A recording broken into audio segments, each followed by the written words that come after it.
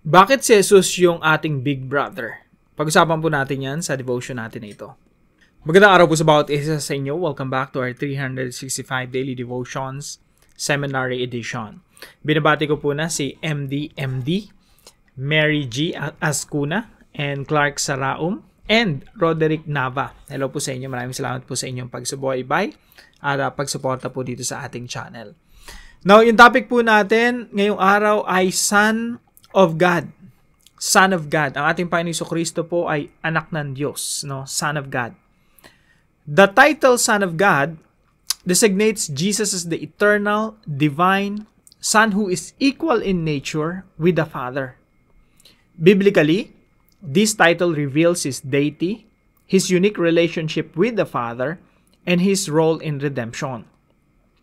Unlike believers who are called children of God by adoption, tandaan po natin to, si Jesus Christ po, He is the one and only Son of God. Ilan ang anak ng Diyos? Isa lang, si Jesus. Bakit tayo tinatawag na children of God? Paano tayo naging children kung isa lang pala yung anak ng Diyos? Well, tayo po ay adopted children of God. So, unlike believers who are called children of God by adoption, inampun tayo ng Diyos. Jesus is the Son by nature, sharing the same essence with the Father. In the Old Testament, the promised Messiah was called God's Son, fulfilled perfectly in Christ. This title safeguards both the full deity of Christ in His eternal sonship. To deny it is to undermine the gospel, for only the divine Son could accomplish salvation for sinners. Now, yung verse po natin ngayon, mga kapatid, ay matatagpuan po sa John chapter 1, verse 1 to 3 hanggang 14. Sabi po rito, pakinggan niyo po mabuti, no? Ang nagsulat po nito ay si Apostol Juan. At yung mga tao during that time ay kinukuha niya yung attention, no? At binabalik niya doon sa Genesis chapter 1 na nung nilikha ng Diyos ang lahat ng bagay, nandun na si Jesus, no? He is the Son of God na nandun na sa simulat sa pulpa. At the same time, yung ibang mga Grego na nakikinig kay Juan, dinadala niya naman doon sa idea na yung word o yung logos, yun yung sa pamamagitan ng logos, sa pamamagitan ng Jesucristo, nalikha lahat ng bagay. Kaya po parang tongue twister to no? In the beginning was the Word, and the Word was with God, and the Word was God. Para sa atin, parang minsan di natin naiintindihan yung nakasulat sa Biblia. Pero yung unang bumasa niyan, nakita nila yung word, o sa Greek po niyan ay logos, ang idea nila, yung nagbibigay ng order sa creation. Yung nagsusustain sa buong creation. Yun yung idea nila ng word. At sinasabi ni John, alam niyo ba yung nagsusustain ng lahat? Si Jesus yun. Kaya sabi dito, in the beginning was the Word, and the Word was with God, and the Word was God. Yung word, yung salita, kasama na ng Diyos sa simula't simula pa. He was with God in the beginning. Through Him, all things were made. Sa pamamagitan ng word o ng logos, nalikha lahat ng bagay. Without Him, nothing was made that has been made. Kung wala si Kristo, yung logos, walang malilikha kahit ano. So, nang pasimula ay naroon ng salita, at ang salita ay kasama ng Diyos. So, yung salita tsaka yung Diyos magkasama. Yung salita, si Jesus yon. So, yung salita, si Jesus tsaka yung Diyos magkasama. Kaya po tayo naniniwala sa Trinity Father, Son, and Holy Spirit. So, at ang salita ay Diyos. Sa pasimula ay kasama na ng Diyos ang salita, nilikha ang lahat ng bagay sa pamamagitan niya, at walang anumang nalikha ng hindi sa pamamagitan niya. And then sa verse 14 po, dito na talaga binigay ni Apostle Juan yung pinaka punch, kumbaga. Sabi niya rito, the Word became flesh. Yung logos na yon, yung word na yon, yung salita na kasama ng Diyos, naging tao. Naging tao ang salita at nanirahan sa piling namin. Nakita namin ang kaluwalhati ang tunay na kanyang bilang kaisa-isang anak ng Ama. Siya ay puspos ng kagandahang loob ng katotohanan. So, ang ganda ng introduction ni Apostol Juan, no? Nung inintroduce niya si Jesus bilang Son of God. So, inintroduce niya bilang Word, the Logos. Sa pamamagitan ng Logos na yun, nalikha ang lahat ng bagay at nasosustain, napapanatili ang lahat ng bagay. Now, ito po yung ilan sa ating mga katuruan ngayong araw. Number 1, Jesus is the one and only Son of God. Wala nang ibang anak ng Diyos kundi si Jesus Christ lang. Well, nung unang panahon, lalo na yung mga Grego at mga Romano, naniniwala sila sa maraming mga anak ng Diyos. Anak ni Zeus. Andyan si Hercules, no? Andyan si Perseus. Si Horus sa mga Egyptian culture. Sa Hindu culture, merong anak ng Diyos kagaya ni Hare Krishna. Sa Greek mythology, napakaraming mga anak ng Diyos doon. Siyempre, pinaka-familiar tayo kay Hercules, no? Siya yung anak ni Zeus. Now, sa panahon nila, may ganun na silang idea, anak ng Diyos. Pero ito si Jesus, unique sa lahat. Kasi si Jesus lang talaga yung pinatunayan niya na siya yung anak ng Diyos na talagang nakasama ng mga tao. Sila Hercules, ano yun eh, kwento lang yun eh. Pero si Jesus, nakasama talaga ng mga tao. And Jesus died and resurrected from the dead. Pinatunayan niya na talaga siya yung Son of God nung siya yung muling nabuhay mula sa mga patay. Pangalawa po, Jesus is our sacrificial and loving big brother. So napakalaga po na maunawa natin si Jesus is our big brother. Kaya po pag nananalangin tayo, wag natin siyang tawaging Papa Jesus.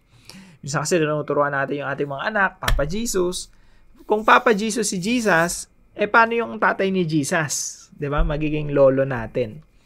Wala namang God the Grandfather sa Bible. Merong God the Father, God the Son, and the Holy Spirit. Si Jesus Christ po ay ating kapatid. He is our eldest brother or elder brother at tayong lahat ay mga inampon sa pamamagitan ni Kristo Jesus. So, Jesus is our sacrificial and loving big brother. Meron ka na bang big brother sa pamilya mo na sacrificial, nagsasakripisyo, naghahanap buhay talaga para sa pamilya? Nakakatuwang isipin, no? Kasi for sure, no, meron tayong mga kuya na nagsakripisyo talaga para sa atin. Now, si Jesus Christ, siya yung ultimate big brother na pinaglaban tayo hanggang sa kahuli-hulihan, no? Inako niya yung kaparusahan na dapat para sa atin. Pinagmalasakitan tayo ng ating Panginoong Jesucristo. Pinasan niya yung krus upang, siya yung dumanas ng kalbaryo, siya yung dumanas ng suffering on our behalf. Yan ay pagmamalasakit at pagmamahal ng ating big brother. So, yung sakripisyo ni Jesus Christ hindi matatawaran, mga kapatid, no? Minsan nga kung isipin natin, nakakaya naman sa Panginoong Jesucristo, sinakripisyo niya, buhay niya, pati yung, yung sarili niya, yung Diyos na nagkatawang tao, that's a huge sacrifice, namatay pa doon sa krus ng Kalbaryo, tapos tayo mga kapatid ni Jesus, hindi man lang tayo makapagsakripisyo para sa Kanya. Sige, tanungin kita kapatid, anong sakripisyo mo kay Jesus?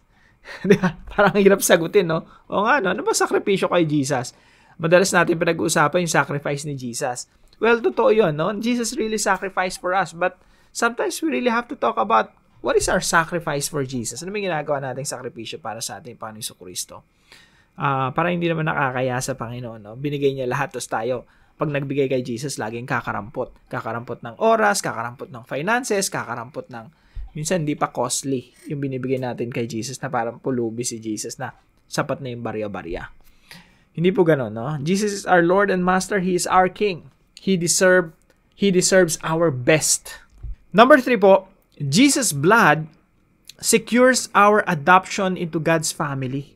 Kaya po tayo mga kapatid, no, merong dugo na nagbubuklod sa atin para maging pamilya tayo ng Diyos. At yun po ay dugo ng ating Panginoong Jesucristo. 'Di ba tayo may kanya-kanya tayong pamilya, may kanya-kanya tayong mga angkan, no? Dito sa Pilipinas, iba yung family, yung concept natin ng family, talagang hindi maghihiwa-hiwalay yan eh. Kahit anong mangyari, talagang yung bond ng family. Iba yung sa atin concept ng kadugo. Sa ibang bansa, pag pinanganak ka sa ibang bansa, yun yung magiging citizenship mo. Pero sa Pilipinas, sa concept natin, kahit ipanganak ka sa ibang bansa, basta yung nanay, tatay mo, Pilipino, dugong Pilipino ka pa rin, no? May ganun tayong concept So, iba yung concept natin ng dugo. Talagang yan yung pamilya. Mga kapatid, tayo pinagbuklod ng dugo ng ating Panginoong Jesucristo, kaya tayo naging isang pamilya. At makapangyarihan po ang dugo ng ating Panginoong Jesucristo kasi kahit ibang lahi, nagiging kapatid natin sa pananampalataya, no? Kahit sanglupalop ng mundo, basta nananampalataya sa Panginoong Jesucristo, nagiging magkakapatid tayo. And neto nga lang nakaraan, no, mga few 24 hours ago siguro, or mga 36 hours ago, yung isang kapatid natin sa pananampalataya ay binaril, no? Tinamaan dito sa leeg. Pero ramdam natin yung sakit, no? Kasi kapatid natin sa pananampalataya yun eh.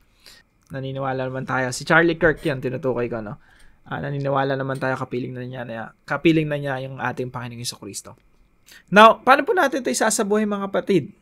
Number 1, show gratitude by loving like Jesus. Alam niyo po, kung tayo nagpapasalamat tayo sa mga mahal natin sa buhay na nagsakripisyo para sa atin, tayo po, isa sa pinakamagandang paraan para mapakita natin pasasalamat natin kay Jesus ay pag-aralan natin na magmahal din katulad ng pagmamahal ni Jesus sa atin. So, mahalin natin yung ating kapwa kung paano tayo tumanggap ng pag-ibig sa Panginoong Jesucristo. That's one of the best ways to show gratitude to Jesus. Alang naman tumanggap ka ng pag-ibig sa Panginoon, tapos hindi mo mamahal-mahal yung mga taong dahil di lang sila kaibig-ibig, ayaw mo nang mahalin. Hindi ba tayo rin naman, hindi tayo kaibig-ibig sa harapan ng Diyos, pero minahal tayo ni Kristo. Sometimes, maganda tanungin natin yung sarili natin, why can't we love others the same with the love of the Lord Jesus Christ that we experience from Jesus? So, meron po tayong obligasyon na magmahal ng iba kahit na mga hindi ka mahal-mahal, kasi tayo rin hindi naman ka mahal-mahal sa harapan ng Diyos pero minahal ng Diyos. So, show gratitude by loving like Jesus. Pangalawa po, sacrifice for Jesus by offering your best. Si Jesus nag-sacrifice sa atin. In-offer niya yung best niya, yung kanyang sarili. Now, tayo po, minsan, karampot lang binibigay natin kay Jesus, no? Karampot ng oras natin, karampot ng energy natin, karampot ng resources natin. Mga kapatid, kung nagsakripisyo ang ating Panginoon, hindi ba nararapat rin lang na magsakripisyo tayo para sa Kanya, sa Kanyang kaluwalhatian, sa mga kapatiran, sa mga taong inibig rin ng Panginoon? We have to sacrifice for other people as well. At hindi ito nagbibigay ng, kumbaga, hindi costly sa atin. We always give our best para sa Panginoon. So magandang pag-isipan ngayong araw, ano ba yung mga sakripisyo natin sa Panginoon? Is it really a sacrifice? Minsan nagbigay ka lang ng karampot sa Panginoon, feeling mo sakripisyo na eh. Yung sacrifice, something na kumukurot sa iyong puso, no? Something costly, something mahalaga na gini-give up mo para sa Panginoon. That's sacrifice. Pangatlo po, share Christ without being ashamed. Ibahagi natin ang ating Panginoong Jesucristo na hindi natin siya kinahihiya. Sabi nga rito sa Hebrews chapter 2 verse 11, so Jesus is not ashamed to call them brothers and sisters. Dahil dito hindi nahihiya si Jesus na tawagin silang mga kapatid. Si Jesus nga hindi tayo kinahiya eh. Samantalang tayo yung kahiya-hiya, diba? Tayo yung makasalanan eh. Si Jesus yung perfect eh. Pero minsan baligtad eh. I-share mo na lang si Jesus sa kaibigan mo, hindi mo pa ma-share kasi tayo pa yung makapal yung mukha, ikinahihiya natin si Jesus. Si Jesus nga, hindi tayo kinahiya. Sabi dito, Jesus is not ashamed to call them brothers and sisters. Ampun lang tayo sa pamilya ng Diyos, pero si Jesus talagang in-embrace tayo. Hindi tayo kinahiya ng ating Panginoong Jesucristo. Kaya po, wag natin din siyang kahiya. Kapag kinausap ko ng Panginoon ngayon para ibahagi ang Panginoong Jesucristo sa iyong kaibigan o sa iyong katrabaho, just do it, no? Pakita mo sa Panginoon na, Lord, hindi kita kinahiya. I'm proud of you. You are my big brother. Talagang papakilala kita sa mga kaibigan ko, no? Sa mga kakilala ko. Now, para po sa ating discussion, to whom will you share the power of the blood of Christ today? Yung kapangyarihan ng kanyang dugo na nagbubuklod sa atin. Kapag ang tao, you share the Lord Jesus Christ to them, nanampalataya sa Panginoon Jesucristo, magiging kapatid mo yan sa pananampalataya dahil meron na lang tayong isang dugo na nagbubuklod sa atin. So, kapag kinausap ka ng Panginoon ngayon, just share Jesus, no? Sana ngayong araw maraming makakilala sa Panginoon. Samahan niyo po ako sa panalangin.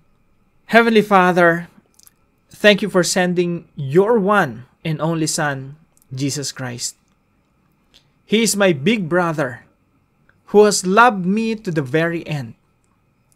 He died on the cross on my behalf and bore the penalty of the sins I deserve. In gratitude, I ask that your Spirit enable me to remain loyal to Christ until my final breath. Deepen my commitment to Jesus and help me to live not for myself, but for Him alone. Jesus is the Son of God, my King, who died for me. Lord, I offer my life to you as a living sacrifice. May you be glorified. In Christ's name I pray. Amen and amen.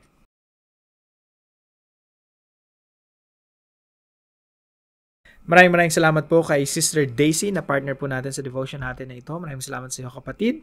Kung kayo po may mayroong natutunan, ipaalam nyo lang po sa comment section right below this video. And please don't forget to share this devotion to your family and friends. Dalayan ko po na samahan kayo ng ating Panginoon ngayong araw, palakasin, at maraming taong mapagpala sa pamamagitan ng iyong buhay. Magandang umaga po. See you po tomorrow 5 a.m. dito sa ating Daily Devotions.